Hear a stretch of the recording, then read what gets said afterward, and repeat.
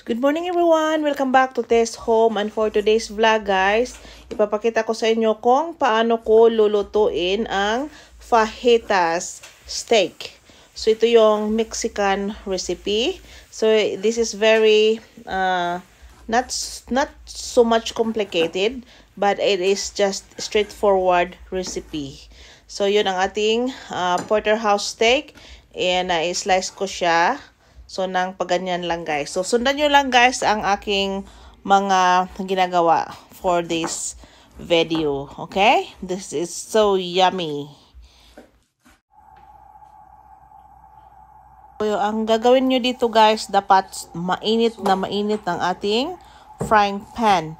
We are cooking our fajitas steak in a frying pan. So, yes, lagyan lang natin ng konting oil guys.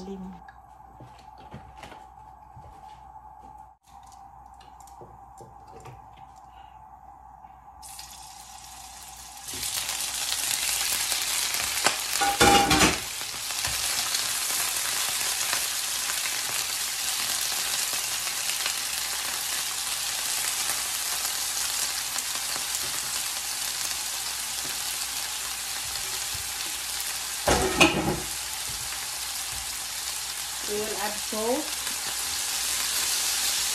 and pepper.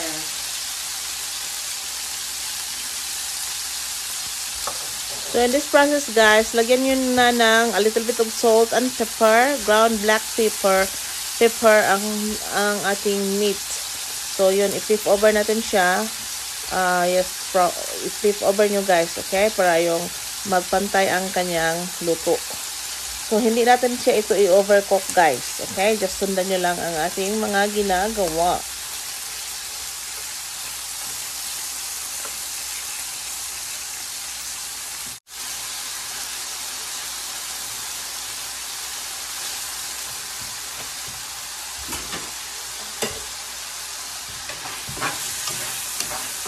So, na-brown pa natin guys. Tapos yun.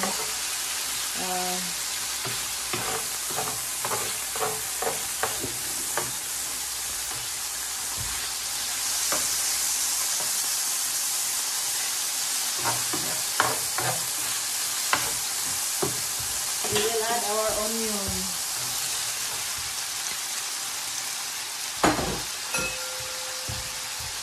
We will put salt and pepper.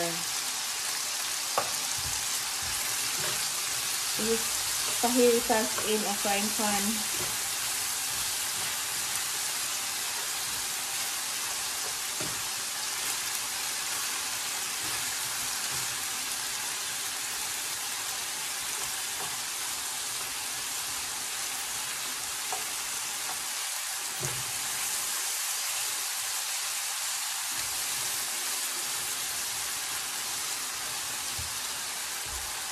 Guys, no? Ang bango-bango. Ang bango-bango. So in this process guys, we are going to toast or flip over our beef at saka yung ating onion. So yun. Para mapantay ang kanyang luto. So guys, if you haven't subscribed yet to Tess Home, please do subscribe guys. Hit nyo na rin ang notification bell ha para updated kayo sa susunod kong mga videos. Okay? So, this is just a bit straightforward recipe. So, hindi natin kailangan ng mga sauce or whatsoever sauce. So, we only have porterhouse steak or any beef that you are, you decide to have. Like, yung tender lang siya na meat. Tapos, onion at saka bell pepper or capsicum. Ground black pepper and salt lang. So, yun lang. Tsaka, kunti lang yung oil na nilagay natin sa ating frying pan. So, this is fajitas fajitas steak in a frying pan. Okay? Ito lang ginagawa ko guys. Toast lang siya para magpantay ang luto ng ating beef. Pero hindi natin siya i-overcook, okay?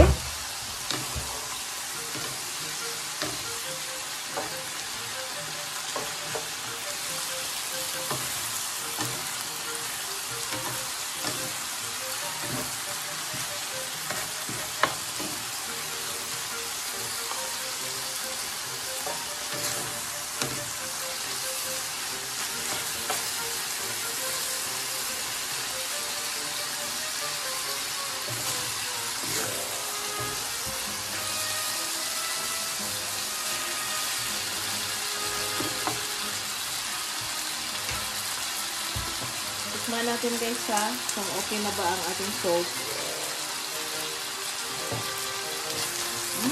Wow. Yummy.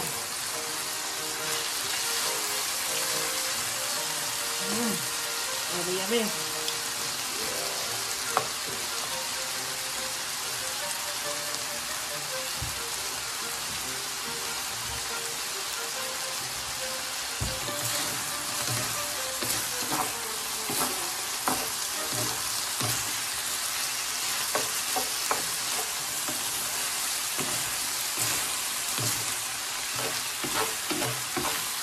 We will add our pepper guys, our capsicum.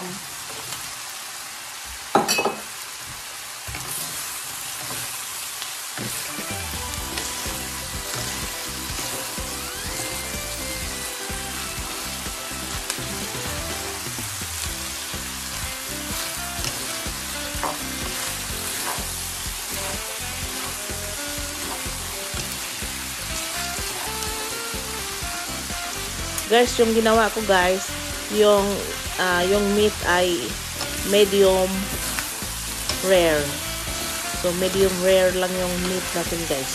Yung meat medium rare, okay? So yung i-cut mo yung meat, nakikita mo yung pink in the middle. So that's it. That's cooked and that's ready to munch.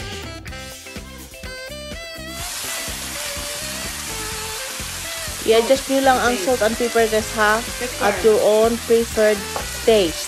So magkaiba kasi tayo ng taste guys. Sa amin is, I'm just using a little bit of salt, okay? So this is now our final product guys, our fajitas Mexican recipe.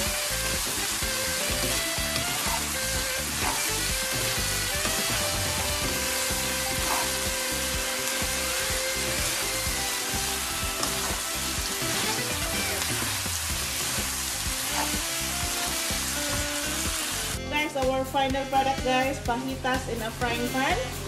So if you haven't subscribed yet to this home, please subscribe, hit nyo na rin ang notification bell para updated kayo sa susunod kong mga videos. Thank you for watching. Enjoy! Fajitas in a frying pan. Mag-plating sa tayo mga inday. I hope you learned something out of my cooking, and I hope to see you guys on my next videos from my kitchen to yours.